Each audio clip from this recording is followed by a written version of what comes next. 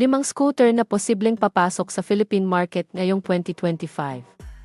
Number 5 sa listahan ay ang pambato ni Yamaha sa 300cc category. Napaka-astig at madaling i-balance, aggressive at napaka-sporty ng overall design, hindi tinipid sa features at makabagong teknolohiya. Ito ang Yamaha Trace T300 2025. Pang-apat na pwesto ay ang Suzuki Haojue UHR 150, big brother ni Bergman 125. Napakagwapo at napaka-elegante ng overall design, mas pumogi at mas advanced in terms of features kaysa Bergman 125. Mas pinatibay at komportableng sakyan.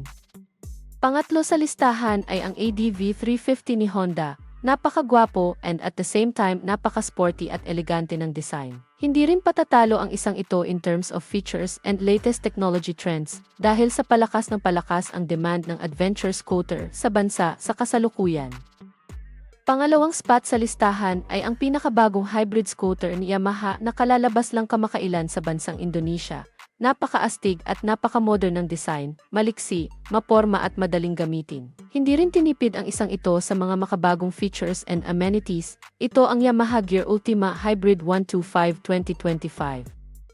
At ang number 1 spot sa ating listahan ay ang Yamaha Aerox Alpha Turbo 2025. Napaka-sporty at napaka-pogi ng overall design, maliksi, matibay at napakadaming upgrade sa scooter na ito na pwede mong gawin. Hindi rin patatalo ang isang ito in terms of new technology, kaya isa ito sa pinakamabentang scooter sa Pilipinas. Patuloy na dumarami ang user nito sa buong Asia hanggang ngayon.